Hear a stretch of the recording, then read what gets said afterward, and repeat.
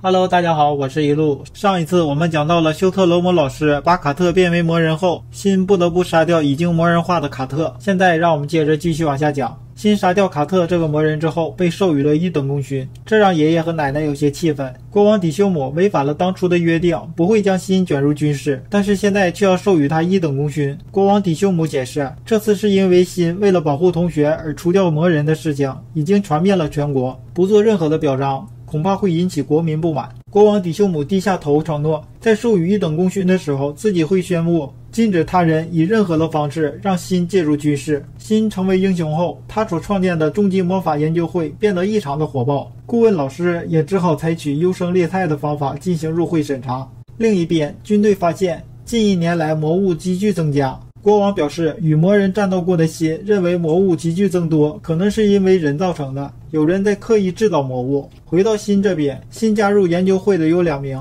一名叫马克，家里是开武器小工坊的，他家的武器是非常的出名。另外一名叫奥利维亚，他家是开著名餐厅的。辛想去马克家的工坊看看，请他帮忙改良一下自己的剑。警备局这边也有了初步的进展，发现卡特魔人化那一天，休特罗姆老师去过卡特的家。警官在与休特罗姆老师的交谈中，从来没有提及过卡特就是魔人，因为国王发布了禁言令，除了相关人员，没有人知道魔人是卡特。但是他却知道，这不就等于不打自招了吗？随后警官以研究魔人卡特的名义，请他来到了练兵场，并且包围了他。他也不再隐瞒，说出了这就是自己做的，然后便说自己的实验已经完成了，没有必要再留在这里了。准备逃跑的他，普通人根本就没有办法进行阻止。关键的时候，恰巧遇见了正在前往马克家的新一行人。辛得知就是他把卡特魔人化之后，立刻冲上去开打，期间一剑将休特罗姆老师的眼罩打碎，露出了他红色的眼睛。原来他是一个完完全全有着理性的魔人。辛把太阳光收集起来，变成热线打了下来。这个大招过后，休特罗姆也随着爆炸不见了，但是他并没有挂掉，而是偷偷的跑了。爆炸只是他做的一个障眼法。经过和魔人休特罗姆的战斗后，辛觉得非常的异常，自己又再次试了一下自己的大招，得到的结论是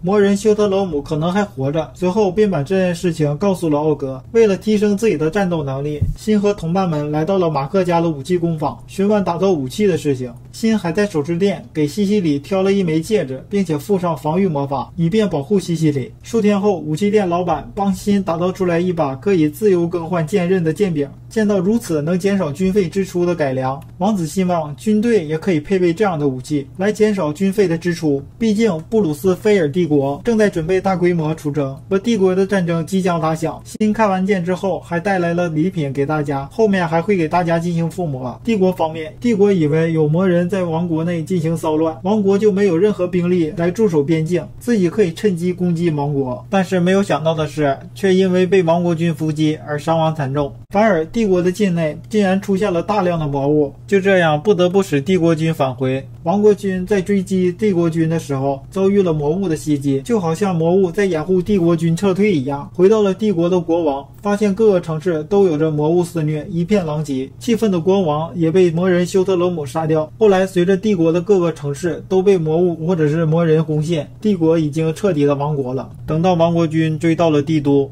帝都此时已是一片废墟，远处传来了魔人休特罗姆的声音，原来是他挑起了2国的战争。远处还有着数十名的魔人，见状王国的军队立刻撤回了王都。另外一方面，学校准备提升学生的实力，加强骑士与魔法之间的配合，准备进行严格训练。听到这个消息后，同伴们都是一副臭脸。魔法学院以强化魔法为主，骑士学院以强化身体为主，所以骑士学院嘲笑魔法学院的学生是豆芽菜，相反，魔法学院的学生嘲笑骑士学院的学生是肌肉脑。这次的实战训练是2个学校各持4个人组成一个小队，共同前往森林消灭魔物。新小组里面，骑士学院的4个人拽到不行，一直说魔法学院的人只要不拖自己后腿就可以。奥格表示，这次的训练是为了加强骑士学院和魔法学院学生的战斗配合。既然如此，都不懂得配合的重要性。奥格表示，辛和大家这次不用出手帮忙消灭魔物，让骑士团的学生自己去尝试消灭魔物，让他们在没有法师的掩护下进行讨伐魔物，这样就能明白这次训练的意义了。来到森林深处，每个小组都有指导教官随行，而新的指导教官则是新的哥哥和姐姐，2个人的关系依然是互相作对的样子。不过从另一个角度来看，更像是情侣在打情骂俏。这个时候突然之间冲出一只野猪，骑士学院的学生们吓坏了，根本敌不过野猪。辛拿出了一把剑斩杀了野猪。奥格表示这只是一只中等体型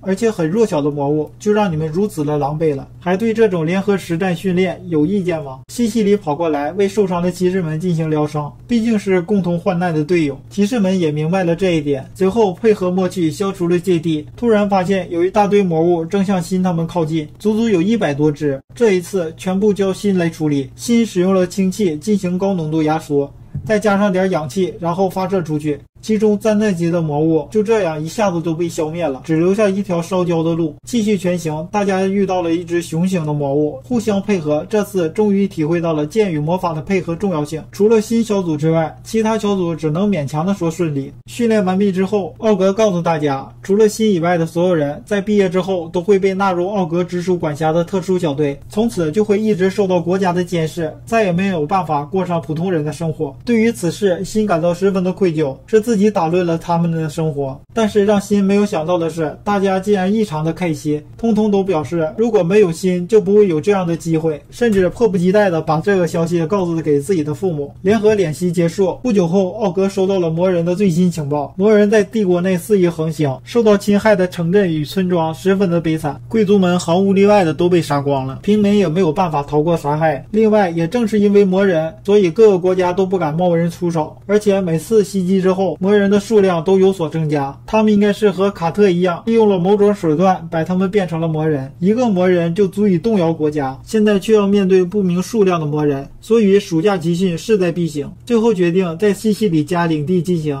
爷爷和奶奶作为监护陪同大家集训，因为有了爷爷和奶奶的协助，集训的效果超乎想象。几天之后，大家进步神速，几个人就可以匹敌国家级法师团队了。灾难级魔物也是被同伴们可以轻轻松松的解决。奥格希望辛带自己回下王都，去获取新的魔人情报。穿过传送门就见到了奥格的未婚妻和妹妹，他们也吵闹着要参加集训。奥格的未婚妻非常的嫉妒奥格天天把辛挂在嘴边。奥格在介绍辛的时候还特意强调辛有女朋友。随后他们被一起传送到西西里家，介绍的时候西西里一个不小心说出了自己对辛的爱意。奥格鼓励辛一定要抓紧这个机会，赶紧捅破这一层窗户纸。辛也向西西里表明了态度，于是在大家的见证下，他们的关系升级到了男女朋友关系。辛用传送门回到了家里，和爷爷奶奶说了一下他们的关系已经升级的事情，随后又去了西西里家。西西里的父母非常喜欢辛，更加表示要立刻举办订婚仪式。于是在订婚宴上，辛与西西里订婚了。辛在这次的集训中创立了2个魔法，分别是飞行魔法和集中火力攻击的魔法，同时也教会了同伴们这2个魔法。为了保证今后的战斗，特意的为大家制作了新的战斗服，再一次升级了战斗的装备，现在可以升级为国宝级中的国宝级了。通过这次的集训，大家的等级又升到了一个新的阶段。现在让我们倒退数个月的时间，魔人休特罗姆通过偷袭商队，让各地都陷入了食物不足的境地。面对贵族的奢侈浪费，而平民却饿死街头的事情，平民的愤怒已经爆棚。随后因魔人休特罗姆的介入，他们多年积攒的愤怒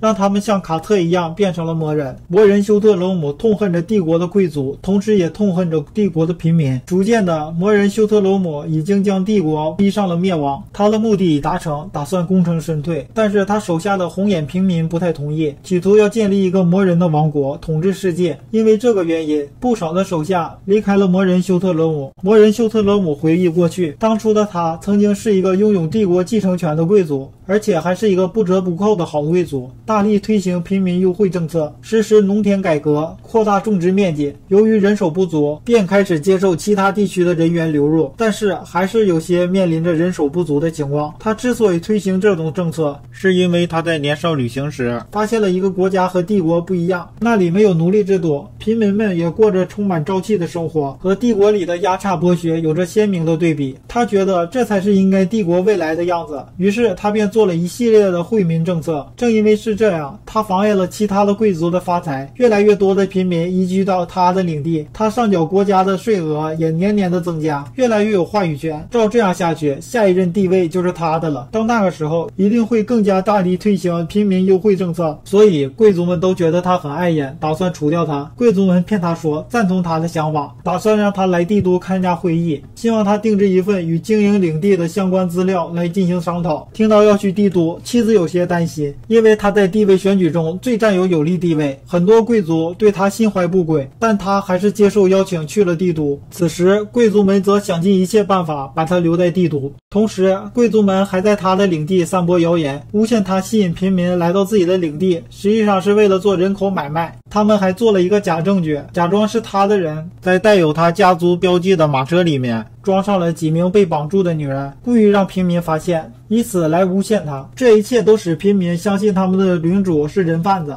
没有独立思考能力的平民与躲藏在平民里面的内应蛊惑着大家去把他家烧了。他怀有身孕的妻子也葬身火海。回来之后，他发现一切都晚了，知道了这一切都是贵族们下的圈套。在自己领地里面的脑残平民们也居然不相信自己，完全的忽略了迄今为止他们过的幸福生活都是靠他的努力创造而来的。面对这一切，他彻底的黑化成了一个魔人，誓死要杀光帝国里面的贵族和脑残平民。不过现在帝国已经亡国了，魔人休特罗姆已经没有了目标。他的2个手下头领不愿意他从此寂寞，要帮他找一个新的目标，重新挑起争端，于是便潜入了离开的那群魔人中，煽动他们向斯以德国进行攻击。斯以德是距离王国最近的一个小国家，如果那里出现大量的魔人话，辛一定会立刻去帮忙。他们打算把辛作为休特罗姆魔人的下一个目标。在奥格王子的加冕仪式上，突然有士兵禀报，在邻国斯以德出现了大量的魔人，国民们出现了恐慌。太子表示，广大的国民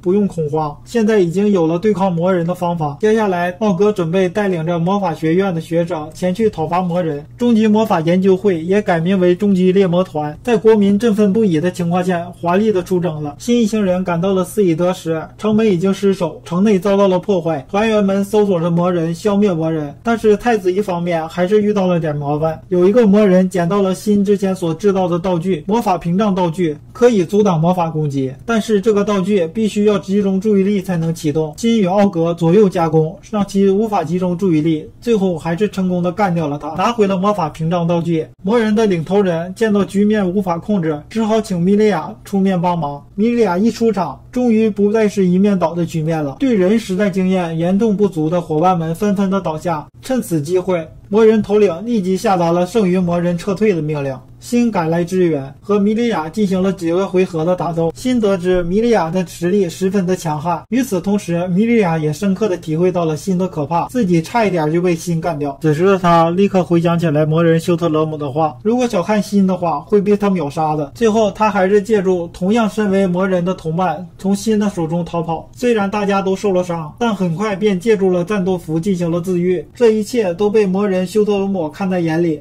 他感叹道：“趁兴而去，败兴而归，最后掐着尾巴逃跑，真是滑稽！不是告诉过你们吗？不要轻易对辛出手。”护之战这边，西西里因为自己的魔法不够，只能看着受到重伤的病人奄奄一息，十分着急。正好辛赶到，他并未着眼于整体，而是对各个方面受伤之处挨个进行治愈，成功的治好了他。最后这次的战斗以终极猎魔团的胜利而结束。经历了此事之后，为了与其他国家组成联合战线，作为王国的代表奥格与想建立可以随意快速移动的瞬移门的辛，带着同伴们决定周游世界。到此，贤者之孙第1季动漫介绍完毕。我是一路，谢谢大家观看。